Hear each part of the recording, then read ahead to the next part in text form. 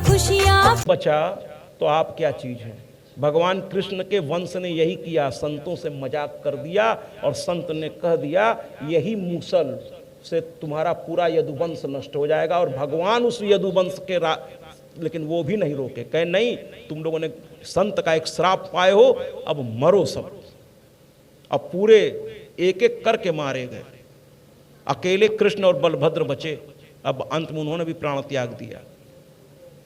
संत की कभी हंसी मत उड़ाइए, पता नहीं वो कितनी गहराई में वो व्यक्ति है, आपको उसका अंदाजा तो है नहीं। आप में इतनी अगर अकल होती तो आप उसकी हंसी उड़ाते ही क्यों। इतनी आप में अकल है ही नहीं है महाराज। संत की गहराई का अंदाजा आपको है ही नहीं। संत में बड़ी गहराई होती है, उसकी बातों को समझिए। वो कोई हाँ किन की आप हंसी उड़ा सकते हैं, जो अपने स्वार्थ के लिए बातें करें, लेकिन जो आपके हित के लिए बात करे, ऐसे संत को अगर आप हंसे भी ना महाराज, अगर वो कुछ कह के हटा और आप हंसे तो फिर उसकी जिम्मेदारी आपकी। फिर आप जानिएगा वो कभी ना कभी किसी न किसी रूप में आपके सामने वो चीज आएगी, क्योंकि संत ने तो आपके हित के लिए कुछ कहा और कह के चल दिया, उसमें उसका कोई स्वार्थ नहीं। अब आप जानिए, क्योंकि ईश्वर सब देखता है।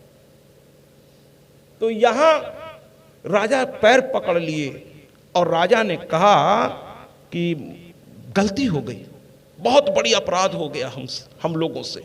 संत कुछ बोल ही नहीं रहे। संत में यही होता है, वो छोटी छोटी बातों पे थोड़ा बहुत तो बोल दिए, इसका तो चल देगा। और संत जितना कम बोल के चला जाए, आपकी चिंता उतनी ज्यादा होनी चाहिए। अगर वो आपको डांट ले, है ना, और कुछ सजा दे दे, आप क्षमा मांग लीजिए, तो समझ लीजिए सस्ते में छूट गए, आप सस्ते में छूट गए। लेकिन अगर चुपचाप वो चला गया तो आपको बहुत भारी पड़ सकता है, पता नहीं, क्योंकि फिर भगवान तय करेगा सब। बेहतर हो कि संत से ही कर लीजिए एडजस्टमेंट, क्योंकि फिर वो मामला भगवान के हाथ में, फिर उस तक आपकी पहुंच है नहीं, वहां कहां क्षमा मांगिएगा आप। इसलिए संत से थोड़ा दूरी बना के रखिए, बहुत ज्यादा संत के नजदीक नहीं जाना चाहिए, है ना, ये भी मैं बता दे रहा हूं। सेवा करिए, सब कुछ करिए, एक दायरे में उससे बात भी करिए, लेकिन बस एक हिसाब से। तो कुल मिलाकर के राजा ने जो है उनका पैर पकड़ लिया और रोने लगे। तो वो अपना आंख तो फूट चुका था, वो कराहते हुए कहने लगे, अरे महाराज चरण छोड़ दीजिए मेरा, मुझे बहुत तकलीफ हो रही है। राजा ने तुरंत वैद्य की ओर देखा। वैद्य तुरंत फर्स्ट एड जो आज की भाषा में कहते हैं, वैद्य ने तुरंत उनको लिटाया और जो हो सकता था बढ़िया से बढ़िया, उस जमाने में जड़ी बूटी चलती थी, खूब पीस पीस के उनके आंखों में डाला। थोड़ा उनको दर्द से राहत मिलने लगी। जब थोड़ा उनको आराम मिल गया, तरह तरह की जड़ी बूटियों के लेप लगाए गए। राजा के एक इशारे पर सारी सुविधा संत को मिलने लगी। अच्छा, आपको क्या लगता है ये राजा कर रहा है? राजा तो निमित्त मात्र है महाराज, करने वाला तो कोई और बैठा है। वो मां है, वो अपने बच्चे के दर्द को देखी, राजा को प्रेरित की, राजा वैद्य के साथ पहुंचा और वैद्य से जो कुछ हो रहा है वो मां करा रही है। जैसे आज हम दर्शन करने गए थे डॉक्टर साहब के साथ, और बड़े भव्य जगह पर 2-3 जगह हमको लिवा गए, उसकी वीडियो कल पड़ जाएगी हर सोशल मीडिया पर। तो हुआ ये कि एक जगह हम लोग दर्शन करके बाहर आ गए और अचानक से एक मैया बाहर आई और कही, ए भैया, और सब खड़े, लेकिन मेरे पास आकर करे, ए प्रसाद ले ला।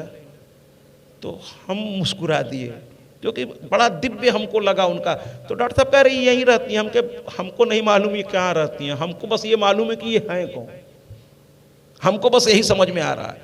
क्योंकि इतने लोग खड़े, आगे पीछे सब तरफ, सब लोग मेरे साथ थे। डॉक्टर साहब के बुआ के शायद लड़के थे, और भी कई लोग थे।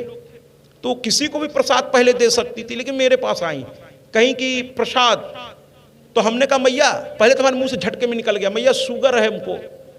फिर हमने कहा अरे क्या कर रहा हूं मैंने कहा मैया दो दो दो दो दो, मुस्कुरा के दे दी हैं। फिर बाकी लोगों, इसी तरह एक और स्थान पे हम गए, वहां पर हम पूजा में लीन थे उस बरगद पेड़ के नीचे। और हम अपना पूजा में लीन हो गए। तब तक कहीं से आया, डॉक्टर साहब ने कहा मैं इसको जानता हूँ, ये तो वही दुकान पे खड़े थे। अरे हम कहे महाराज जी कहीं भी खड़े थे, हमको इससे मतलब नहीं है। वो आकर बोले क्या, ये जरा सुनिए। आए, और पंडित होते हैं ना तो पहले आते हैं, पूजा पाठ कराते हैं और इसके बाद दक्षिणा इत्यादि सब प्रक्रिया चलती है, उसके बाद प्रसाद देते हैं। वो पता नहीं कहाँ से एक लड्डू लेकर आए थे और चुपचाप खड़े हैं, बड़े धैर्य से मुझको देखे जा रहे हैं। मेरी पूजा थोड़ी देर तक चलती है तो मैं अपने पूजा में लीन था और वो खड़े हैं धैर्य के साथ। 10 मिनट शायद वो मेरे बगल में खड़ा। अगर उसको पैसे की भूख होती तो और भी जजमान तो आ रहे, तो वहाँ बड़ी भीड़ लगी हुई थी, लेकिन वो किसी के पास नहीं, चुपचाप मेरे पास खड़े हैं। अंत में मैंने आंखें खोली, हल्का कनखी से मैं देख लिया था कोई खड़ा है मेरे बगल में, और मैं सोच रहा हूँ क्यों खड़े हैं। फिर मुझे समझ में बात आई, जैसे ही मेरी पूजा कंप्लीट हुई मैंने आंखें खोली तो कहने लगे ये लीजिए प्रसाद, सीधे प्रसाद, और वो भी बड़ा प्यारा सा लड्डू था। तो हमने कहा रुक जाइए, मेरे साथ और लोग हैं, उन लोगों को भी आने दीजिए। तो कहता क्या है वो व्यक्ति, मुझे और किसी से कोई लेना देना नहीं, आप प्रसाद ले लीजिए।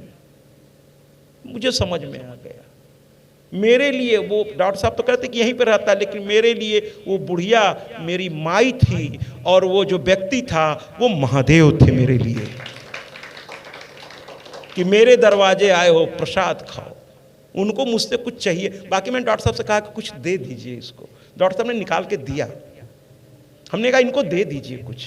हम के ये आप समझ ही नहीं पा रहे कौन लोग हैं। तो डॉक्टर साहब नहीं तो यहीं रहते हैं। हम कह रहते होंगे महाराज, लेकिन शायद और लोगों के लिए पहले ये अगर आएंगी, अगर मान लीजिए चलिए पूजा पाठ, तो पहले पूजा पाठ कराएंगे। प्रसाद थोड़ी कोई किसी को पकड़ाता है तुरंत, पूजा पाठ कराता है, जब टीका उका लगाता है। और फिर आजकल का तो जो भौतिकवादी जमाना है कि जितना आप चढ़ाते हैं उस हिसाब से प्रसाद निकाल के दिया जाता है, ठीक है। लेकिन ये व्यक्ति करा नहीं, आप प्रसाद ले लीजिए आप। और वो प्रसाद ले करके मैंने पन्नी में पैक करके मैंने रख लिया। हमने कहा ये प्रसाद है। तो कहने का तात्पर्य ये है कि यहाँ पर ऋषि जो है वो छटपटा रहे हैं, धीरे धीरे उनको आराम मिला। अब जरा ध्यान से सुनिएगा, आप सुकन्या का जीवन यहां से बदलेगा। ऋषि ने कहा कि बोलो राजन क्या चाहते हो। तो देखिए यही है संत। जैसे ही थोड़ा वो ठीक हुए, सबसे पहले राजा से पूछ रहे हैं आप क्यों आए, सब पूरी ये मंत्री ये सब लोग क्यों भागे भागे चले आ रहे हैं, आप लोग हाँफ रहे हैं, सारा राज्य चला आ रहा, क्यों आप लोग आए हैं। तो राजा रोते हुए बोले कि महाराज ये जो आपकी आंखों की हालत हुई है ये मेरी कन्या से गलती हो गई है, इसके लिए हम क्षमा चाहते हैं। पिता है ना, हम चरणों के पास, हमको जो सजा देना हो दे दीजिए। मेरी बिटिया तो अभी मात्र 12 साल की है, छोटी है, लेकिन उस जमाने में 12 साल में विवाह इत्यादि बच्चों के हो जाते थे। उस जमाने में बहुत बच्चे विद्वान, मतलब वो ऐसी शिक्षा दीक्षा थी उस जमाने की। तो राजा ने कहा कि मेरी बिटिया से हुआ है। तो संत ने कहा मुझे इससे कोई लेने देना नहीं है, किसने क्या किया मुझसे उससे कोई लेने देना नहीं। मैंने आपको कोई श्राप नहीं दिया है, मुझे पता है सब कुछ। मैंने तो उसको रोका भी, लेकिन वो सुनी नहीं मेरी बात। मेरी आवाज थोड़ी धीमी थी, शायद उस तक पहुंची नहीं। जाने दीजिए, जो हो गया सो हो गया। मेरी आंखें फूट गई, ये मेरा भाग्य, मेरा कोई पाप था जो इस तरह से कट गया। जाने दीजिए, इस पाप से भी मैं मुक्त हो गया। इसी जीवन में सारा पाप कट जाए जिससे मुक्ति मिल जाए महाराज। नया पाप करना नहीं है, पुराने को काट देना है।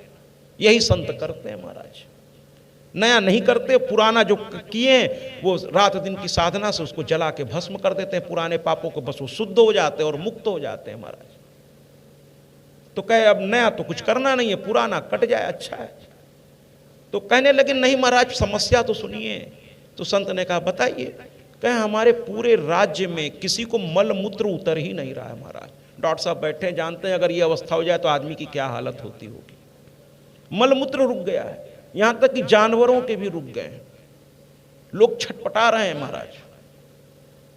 अब संत कुछ बोले नहीं, गंभीर हो गए। कहे मैंने तो श्राप नहीं दिया है। अचानक से संत ने आंखें बंद की, कहने लगे मेरे तकलीफ को मेरी मां बर्दाश्त नहीं कर सकी। मां अपने भक्तों की तकलीफ को बर्दाश्त नहीं कर पाती। लगता है मां क्रोध तो क्या की होगी, बच्ची है वो, उस पर क्रोध माँ नहीं करेगी, लेकिन माँ को जो दुख हुआ, उस दुख से जो इस ब्रह्मांड में जो एक ऊर्जा फैली, उसका नतीजा है कि आपके यहाँ ये तकलीफ हो गई। तो कहें माँ प्रसन्न कैसे होगी? तो कहें कि भैया जो आपने अपराध किया है उसको माफी मांग लीजिए। यही एक तरीका है। संत से पूछिए, वो बता देगा तरीका। संत के पास यही एक तरीका है, माफी मांग लीजिए। तो राजा ने कहा मैं माफी मांगने को तैयार हूं। संत ने हाथ पकड़ के रोक दिया। ध्यान से सुनिएगा, संत और भगवंत कभी मुंह देखी बात तो करेगा नहीं, उसको जो बोलना है वही बोलेगा। और जो मुंह देखी बात करे फिर वो संत की भेष में एक व्यापारी है महाराज, क्योंकि वो वही बात बोल रहा है जिससे आपको अच्छा लगे और उसका काम निकले। ऐसे व्यक्तियों को संत नहीं कहते महाराज, वो तो व्यापारी हैं, बस संत का चोला धारण कर रखे। जो खरी बोले, सीधा और सही और सटीक बोले, जिसमें सिर्फ और सिर्फ आपका हित छुपा हो, भले आपको अच्छा लग रहा हो या बुरा लग रहा हो, लेकिन सही बात जो बोले कि ऐसा मत करो, ये ठीक नहीं है, बिना ये सोचे कि उसका नुकसान हो जाएगा।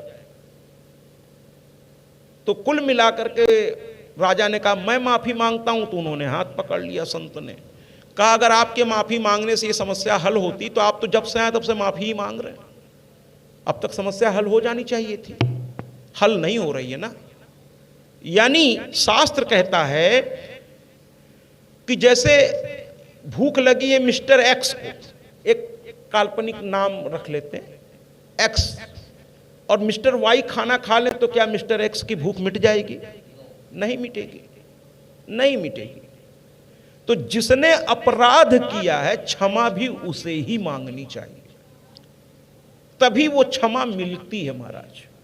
उसके बिहाफ में कोई और मांगे तो यहां ये चलेगा नहीं। तो राजा ने कहा फिर क्या करें? बिटिया को ले आते हैं, आपके चरणों में गिरा देते हैं। कहें इतने से भी काम नहीं चलेगा महाराज। अब कुछ लोग इसको दूसरी तरह से लेते हैं, लेकिन आप जरा पॉजिटिव इसका देखिए। कुछ लोग कहते हैं कि बताइए जो बूढ़े थे इन्होंने राजा की लड़की से क्या प्रस्ताव रख दिया, मतलब अकल नाम की इनको चीज नहीं थी क्या? कुछ लोग ऐसे भी कहते हैं चब्बियन ऋषि को, लेकिन वो क्या करने जा रहे हैं पहले उसको समझना होगा। चब्बियन ऋषि ने कहा देखिए इन्होंने मेरी आंखें फोड़ दी, चाहे जानबूझ के चाहे अनजाने में।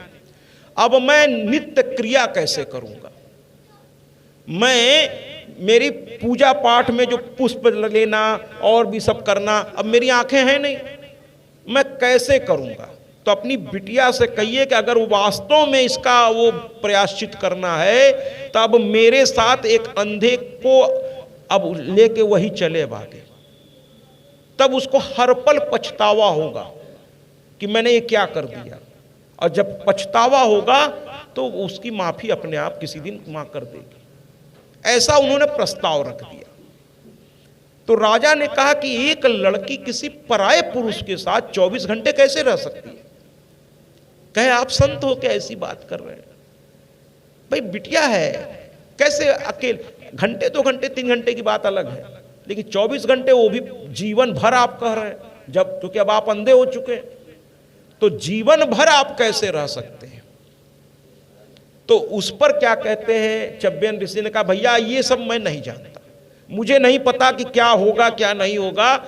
जो शास्त्र कहता है मैंने वो बता दिया कि जिसने गलती की, और गलती का पैमाना जितना बड़ा होता है कानून भी उसी हिसाब से बना, जितनी धाराएं बनी हैं उसी हिसाब से बनी है कि जितनी बड़ी गलती उतनी बड़ी सजा।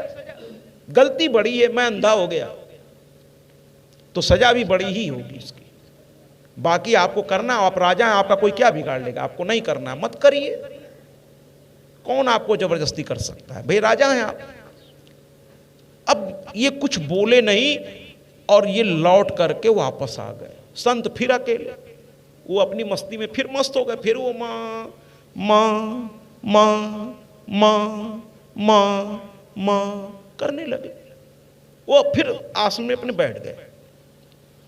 राजा लौट गए। अब उनको उसके आगे कुछ समझ में नहीं आ रहा था। फिर से सभा बुलाई गई, सारे लोग रात भर जगे रह गए। देखिए एक छोटी सी गलती कहां से कहां पहुंच गई मामला। फिर आए, जैसे ही आए बिटिया तो वहीं बैठी रो ही रही थी। इसको कहते हैं पुत्री। और आजकल महाराज पुत्र और पुत्री पैदा कहां हो रहे हैं महाराज? आजकल तो लड़का और लड़की पैदा हो रहे हैं। जब जब वासना से पैदा होगा घर में संतान, तो वो लड़का और लड़की ही होगा, लेकिन जब उपासना से पैदा होगा तब वो पुत्र होगा या पुत्री होगा। वासना से पैदा होने वाला लड़का, अब उसका नाम ही है भैया लड़का, हर चीज लड़ के लेगा। फिर आप काहे को शिकायत कर रहे हैं, काहे लड़ रहा है, काहे लड़ रहा है? अरे लड़का उसका नाम ही है, वो लड़ेगा लेगा, लड़ेगा लेगा, नाम ही उसका लड़का है।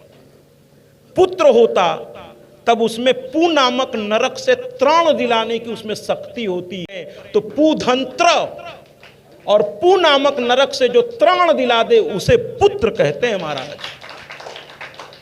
और जो जीते जी अपने पिता को मुक्त नहीं कर पाएगा, वो मरने के बाद क्या मुक्ति देगा महाराज? जीते जी अगर अपने पिता को संतोष नहीं दे सका, तो मरने के बाद इतना नहीं, इतना बड़ा पिंडा दान दे दीजिए, वो तृप्त नहीं होंगे। वो कहेंगे ये वही है जो हमारा अपमान रात दिन करता था, इसका पिंड भी हम ग्रहण नहीं करेंगे महाराज, नहीं करेंगे। जो जीते जी अपने माता पिता को मुक्त नहीं कर सका, वो मरने के बाद क्या मुक्त करेगा? बाकी सब ढकोसला है, दिखाने के लिए। एक हमारे यहाँ 2000 लोग तेरही में खाना खाने आए महाराज। आजकल तो हम देखते हैं कि भंडारा भी आजकल दिखावा हो गया महाराज। कितने हजार लोग, बड़े गर्व से हम तो जाते हैं कथाओं में, महाराज जी पिछली बार जब हम कथा कराए थे पूरे गांव को बुलाए थे। हम कहा अच्छा क्या बात है? कहे कई हजार लोग। हम कहे क्या बात है? हमने कहा एक चीज बताइए, जो कथा व्यास आए थे, जो आचार्य आए थे, उनके लिए क्या व्यवस्था आपने की थी? कहे महाराज जी अब क्या बताएं, वो लोग तो कहने लगे ये नहीं वो नहीं। हमने कहा भैया तो अब उसको जाने दीजिए। तो हमने कहा देखिए महाराज, वही बात है कि दूल्हे को छोड़ करके हमने सारे बाराती और अपने घरातियों को देखा, दूल्हा ऊपर पड़े, हमसे कहा मतलब वाली स्थिति है। फिर उस शादी का अंत कैसा होगा वो आप खुद ही समझ लीजिए महाराज। तो कहने का तात्पर्य है, शादी विवाह में, अच्छा याद आया, इसी पर ये भी कह दे रहा हूं, शादी विवाह में हम लोग 2-3 बड़ी बड़ी गलतियां करते हैं और कहते हैं कि लड़की हमारी सुखी नहीं है, लड़का हमारा सुखी नहीं है। अरे भैया जरा सुनिए मेरी बात ध्यान से। एक पहली गलती जो हम सब करते हैं, शादी ब्याह में जब कार्ड छपवाते हैं तो उसमें बड़े प्यार से, हम लोगों की भावना गलत नहीं है महाराज, बस बिना सोचे समझे हम लोग काम कुछ करते हैं, नाम से लिख देते हैं, हर मंदिर के नाम से लिख देते हैं। और सबसे पहला कार्ड बड़ी श्रद्धा से मैहर चले जाएंगे, चढ़ा के आएंगे, गांव के मंदिरों में चढ़ा, बहुत अच्छी बात है, बहुत अच्छी बात है, मैं प्रशंसा करता हूं आपकी। लेकिन आपने जैसे इंसान को न्योता दिया, सुनिएगा बहुत ध्यान से, मैंने कहा था मेरी कथा की शैली औरों से अलग है, मैं शिक्षक रहा हूं, मैं हो सका तो कुछ ऐसा कह के जाऊंगा जो आपके, अगर आप सभी आदरणीय हैं, लेकिन अगर मैं इतना भी आपके जीवन में परिवर्तन ला सका तो मेरा यहाँ आना सार्थक हो जाएगा, वरना सब ऐसे ही चला जाएगा महाराज, है ना। तो कानों को आपने निमंत्रण दिया तो उनके लिए 56 प्रकार का व्यंजन आप बनवाते हैं, और कोई भी आता है दरवाजे तो आगे बढ़ के आप कहते हैं अरे आइए आइए आइए, अरे बहुत अच्छा किया आप आए, है ना।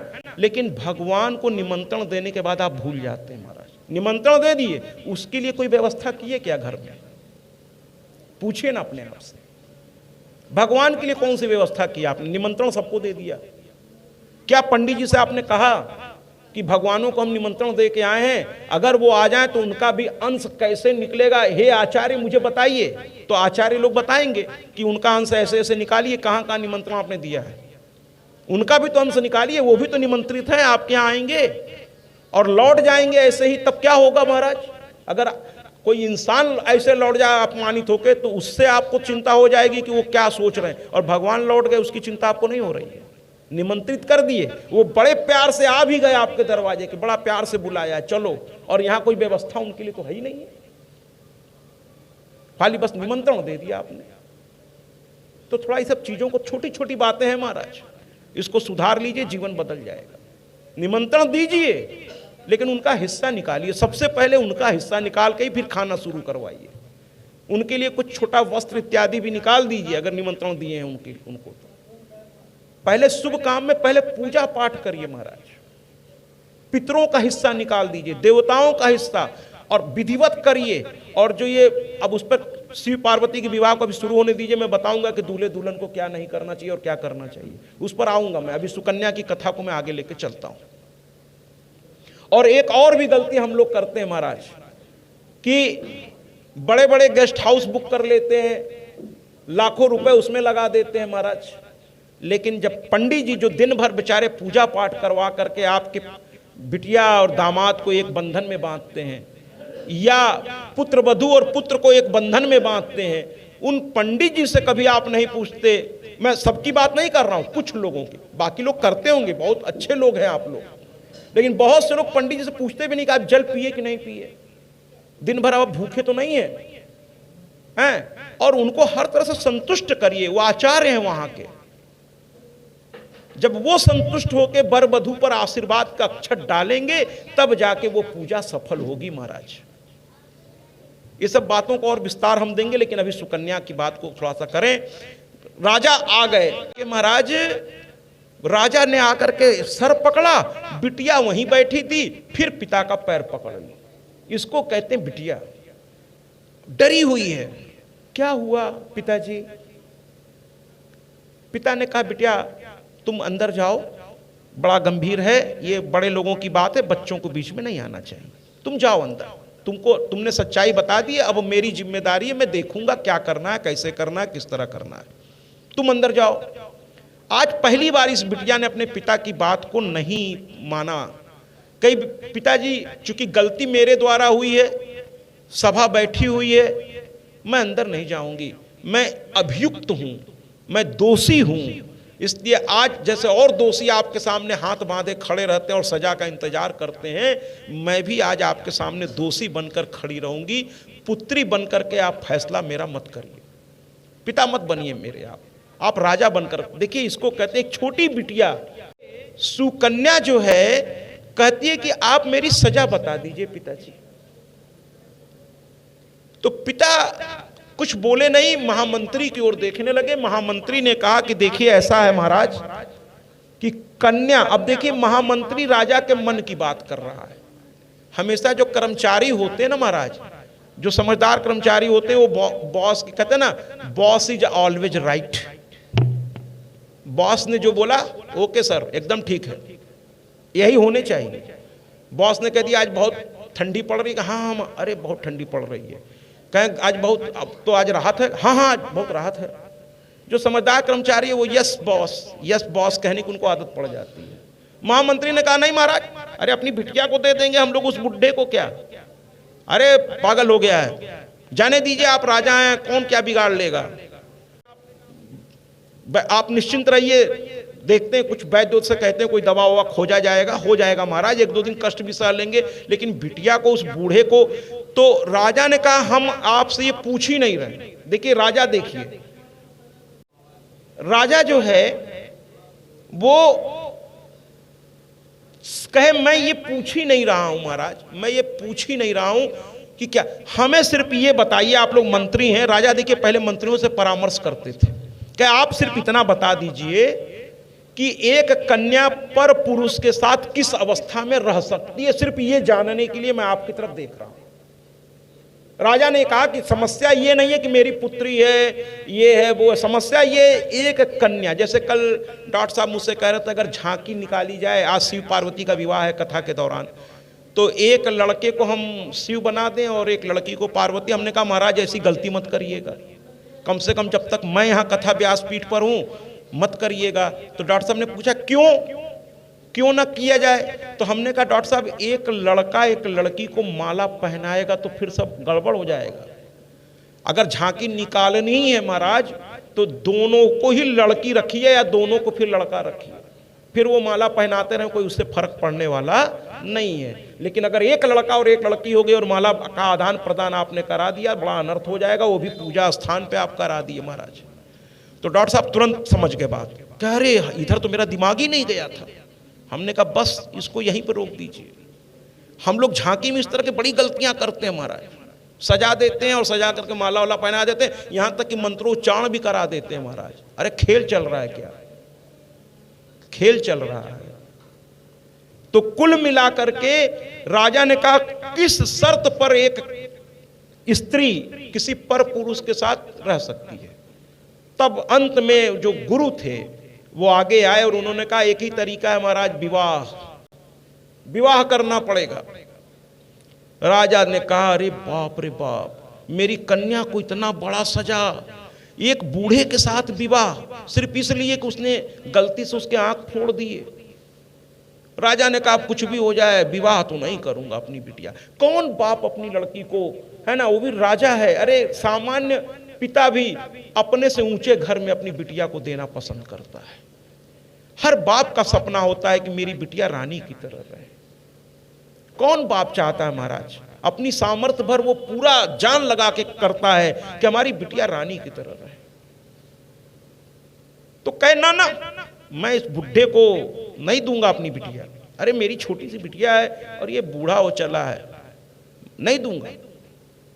फिर लड़की आगे बढ़ी सुकन्या और पैर पकड़ के कहने लगी महाराज धर्म का पालन करिए, आप शादी विवाह सोचिए ही नहीं, वो तो अब शादी करना है कर दीजिए, आप सिर्फ ये सोचिए कि आप राजा हैं, आपके सामने एक दोषी खड़ा है, किसी का उसने आंख फोड़ा है, उसका कहना यह कि मेरा रोज का काम वही करे जो मेरा आंख फोड़ा है, तो मैं उस काम को करने के लिए तैयार हूं। अब विवाह करके करना हो या बिना विवाह के वो आप लोग देख लीजिए, लेकिन मुझे वो वहां जाना है, मुझे प्रयाश्चित करना है, इसको कहते हैं। इसीलिए मैं सुकन्या को बहुत बहुत बहुत आदर से मैं कहता हूं कि धन्य हो सुकन्या तुम। जो लड़की कल मैंने गीत बजाई थी, जो बच्चों की तरह ऐ हवा मेरे संग संग चल, अब वो लड़की एकाएक एक घटना से एकाएक कितनी बड़ी हो गई। कभी कभी दुख की एक झटका आदमी को रातों रात बड़ा बना देता है। 100 किताबें मिलकर जो नहीं सिखा पाती, कभी कभी दुख का एक झटका बहुत कुछ इंसान को सिखा जाता है महाराज, बहुत कुछ इंसान को। और अंत में सुकन्या ने कह दिया कि मुझे जाना है पिताजी, आप अनुमति दीजिए बस।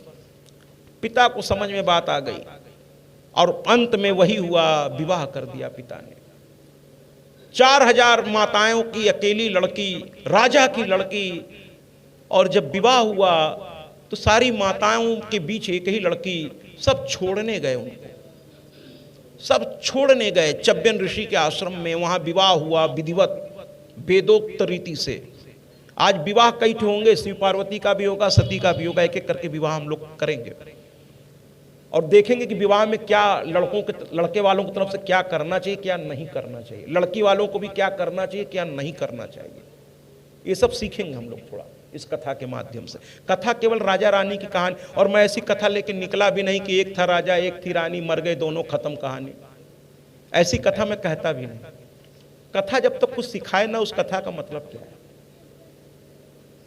तो कुल मिलाकर के महाराज चब्यन ऋषि से विवाह के बाद जब विदाई होने लगी चब्यन ऋषि से, तो राजकुमारी ने अपनी मां को आवाज दिया, कहा मां रोती हुई पलटी। अच्छे घर में भी माँ बाप जब बच्चों को भेजते हैं तो भी रोते हैं, और यहाँ तो घर भी नहीं है महाराज, जंगल है, ऋषि है, बूढ़ा है। अब यहाँ तो माँ का रो रो के बुरा हाल था, हमारी बिटिया रहेगी कैसे, यहाँ रहेगी कैसे। जो राजकुमारी है वो कैसे ये जिंदगी सहेगी तपस्वी वाली। लेकिन बिटिया को देखिए, अब अगला उसकी प्रशंसा ही प्रशंसा है, उसने राज वस्त्र उतार दिया। कृपया मोबाइल ऑफ करें। मां रोने लगी, कही बिटिया इसको तो रख लो, बाकी तो तुमने कुछ लिया ही नहीं राजमहल से, अरे तुमको जो चाहिए, अरे इस तपस्वी को भी हम लोग महल ले चलते हैं, ये अब हमारा दामाद हो गया, वहीं रहे, सारे दास दासी लग जाएंगे, तुम्हें कुछ नहीं करना पड़ेगा, जीवन कट जाएगा। बिटिया ने कहा ना, जो सिद्धांत कहता उसी अनुसार मैं प्रयाश्चित करूंगी, देखते जाइए महाराज।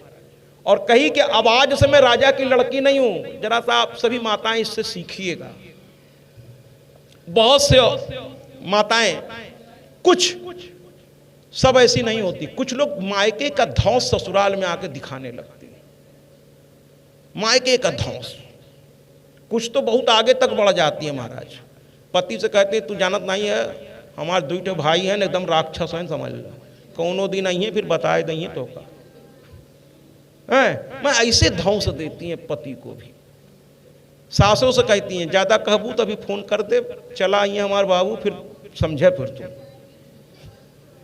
हैं। आप लोगों की भाषा बोल रहा हूं, ठीक से बोल पा रहा हूं कि नहीं? तो मायके की ध्वंस। लेकिन जिस घर में, देखिए, माँ बाप को अपनी बेटी के संसार में उतना ही प्रवेश करना चाहिए जितनी मर्यादा इजाजत दे।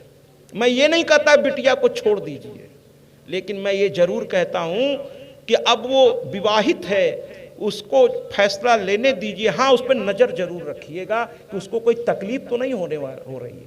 भूल मत जाइएगा, भूल मत। कन्यादान का मतलब सुन लीजिए, कन्यादान का मतलब ये नहीं है कि आपने कन्या का दान कर दिया। कन्या कोई वस्तु नहीं है महाराज जिसका आप दान कर दिए हैं। बहुत से पिता ये सोच लेते अब तो कन्यादान कर दिया, अब इस पर मेरा अधिकार नहीं है। अरे महाराज, वो आपके दिल का टुकड़ा है। और ये कन्याएं बड़ी प्यारी होती हैं महाराज। जाते समय एक रस्म होती है, जब वो विदाई के लिए घर से निकलती हैं अपने पति के साथ, तो उनके हाथ में लावा भर दिया जाता है। और लावा लेकर के वो कहती क्या है कि हे मेरे बाबुल, मैं तो घर से बाहर जा रही हूं, आज एक नई जिंदगी में प्रवेश कर रही हूं, पता नहीं वहां सुख होगा दुख होगा, मुझे नहीं पता, कैसे लोग हैं मुझे नहीं पता, लेकिन हे मेरे बाबुल, मैं यहां से निकल रही हूं, लेकिन तुम्हारे घर की सुख शांति और समृद्धि हमेशा बनी रहे। ये कहते हुए लावा पीछे फेंक देते कि मैं तुम्हारे घर से निकल रही हूं, लेकिन तुम्हारी लक्ष्मी लेकर के इस घर से नहीं जा रही हूं। बस